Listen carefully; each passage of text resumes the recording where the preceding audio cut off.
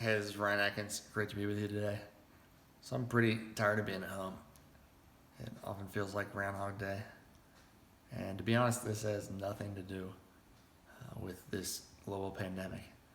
In fact, this has pretty much been my life over the past few years when complications from my spinal cord injury really began to limit my independence quite a bit. So when social distancing became a thing, I felt like I was already an expert.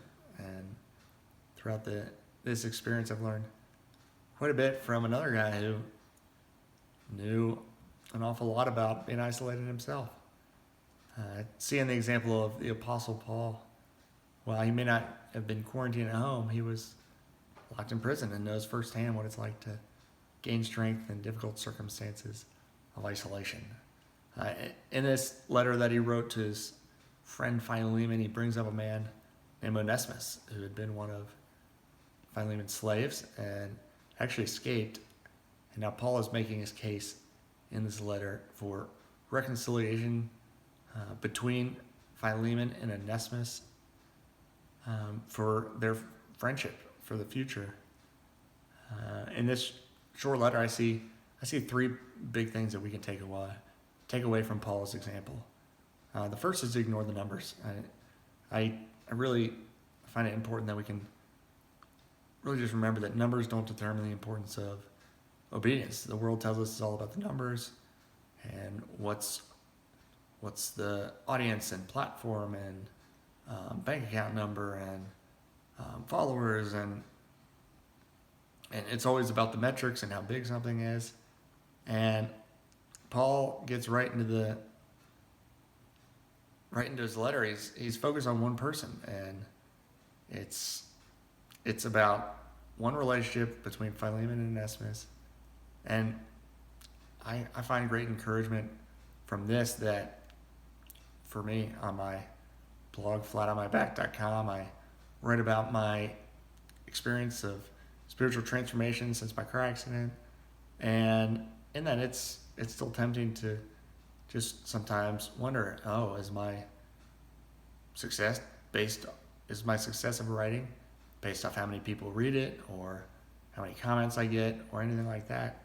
And it's helpful for me to just remember where Paul he's focused on one person, and he's going to follow God's lead to love his neighbor as he can.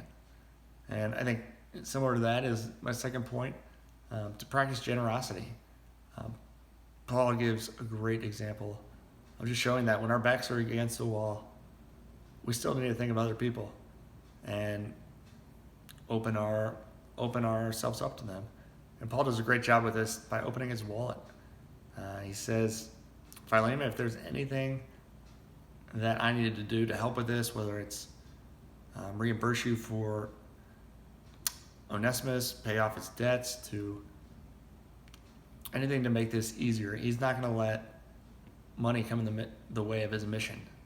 And I think similarly, we can just be reminded that we have an opportunity to be generous with our money, with our time, with our homes, and to our neighbors, and how we can help during this situation and offer hope to a very fearful world right now. And last and most important point, I think, is to remain hopeful in prayer.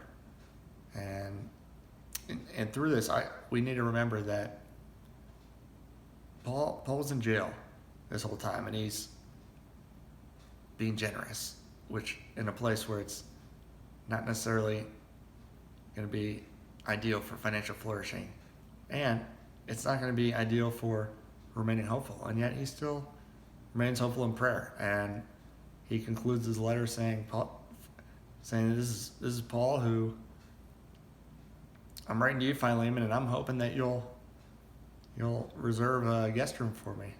He's hopeful to get out. He's hopeful to be delivered. And I find inspiration from this, just to remember that the story's not over, no matter how bleak the situation may look. And so when I'm waiting on deliverance and hopeful for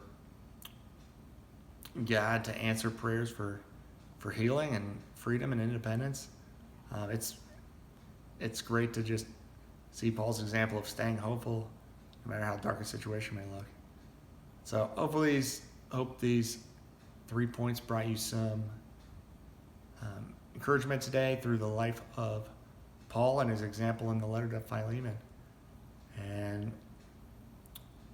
I hope you have a great day of social distancing and look forward to connecting with you in the comments.